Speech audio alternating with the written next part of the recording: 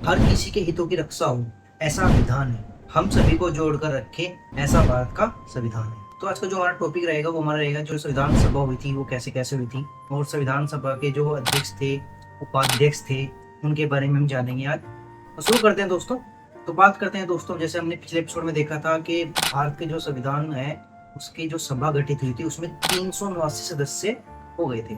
ठीक है, बात करते हैं दोस्तों उनमें जो सदस्य आए थे संविधान सभा में वो कैसे चुनकर के आए थे। लगभग हर 10 लाख लोगों में से एक व्यक्ति चुनकर आए। उस टाइम पर चुनाव आयोग तो होता नहीं था जैसे आज के टाइम पे चुनाव आयोग है जो राज्यों में या केंद्र सरकार पर चुनाव कराता है। उस टाइम पर तो चुनाव आयोग था नहीं।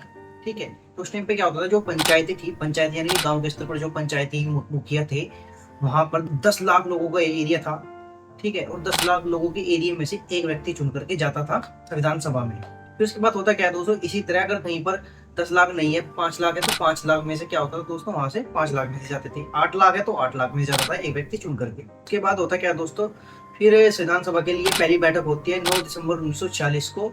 और 9 दिसंबर 1946 को जैसी हमारी पहली बैठक होती है संविधान सभा की, उसमें क्या होता है दोस्तों, डॉक्टर सचिदानंद सिन्हा को अध्यक्ष चुना जाता है संविधान सभा का। लेकिन वे अध्यक्ष होते हैं अस्थायी। उनको इसलिए चुना जाता है क्योंकि वे संविधान सभा में एक तरीके से बुजुर्ग व्यक्ति थे। और हमारे कल्चर में, हमारी संस्कृति में ये कहा जाता है कि बुजुर्गों का, बड़ों का हमेशा सम्मान होना चाहिए। लेकिन जो ये बैठक हुई थी पहली, इस बैठक का मुस्लिम लीग पार्टी ने बहिष्कार कर दिया था, अर्थात इसमें आने से मना कर दिया था। और ये कहा था कि भाई हम इस बैठकों को नहीं मानेंगे। फिर कोई बात नहीं, लेकिन हो तो गई थी। दूसरी बैठक होती है 11 दिसंबर 1946 को। जैसे ये बैठक होती है उसमें हमारे पहले भारत के राष्ट्रपति डॉक्टर राजेंद्र प्रसाद को संविधान सभा का पहला अस्थायी अध्यक्ष चुना जाता है।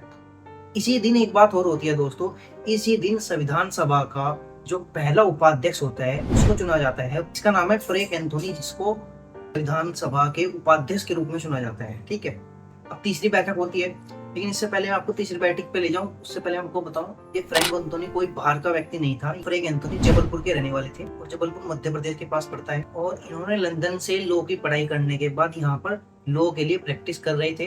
अब आपके दिमाग में आ रहा होगा यार कि ये तो हाँ ठीक है, ये तो अस्थायी उपाध्यक्ष है। लेकिन अस्थायी उपाध्यक्ष कौन है? अस्थायी उपाध्यक्ष संविधान सभा के मैं आपको बताऊं दोस्तों, एक नहीं दो व्यक्ति बने हैं। थे सर हरिंदर कुमार और दूसरे थे श्री कृष्णाचारी। फिर होती है दोस्तों तीसरी बैठक 13 दिसंबर 1946 को। वो उसमें पंडित जवाहरलाल नेहरू यानी कि हम सबके चाचा जी, वो एक प्रस्ताव पारित करते हैं, प्रस्ताव लाते हैं सभा में। और संविधान सभा में सब लोग उसको मिलजुल कर देखते हैं कि प्रस्ताव क्या है, समझते हैं। फिर दोस्तों यही जो प्रस्ताव है वो 22 जनवरी 1947 को पास हो जाता है। और ये ही प्रस्ताव आगे चलकर के संविधान सभा की उद्देशिका अर्थात प्रस्तावना में कन्वर्ट हो जाता है, यानी कि प्रस्तावना के रूप में अपना लिया जाता है। तो थैंक यू दोस्तों, बने रहिए चैनल पर। स्वस्थ रहे, व्यस्त रहे, खुश रहे। हमारे आजकल राजनीति की चर्चा ज़्यादा होती है, हम कुछ लोगों को राजनीति के बारे में पता ही नहीं है या पढ़ी नहीं है, लेकिन बोलते कुछ और कहते कुछ है। कम से कम जब आप किसी से राजनीति तौर पर आप चर्चा करें या नॉर्मल वे में आपसे बात करें राजनीति तत्वों पर, बातों पर, तो आप मुझे कम से कम बता सके कि भाई देखो ये सच है, ये गलत है, ये सही है, ये गलत है।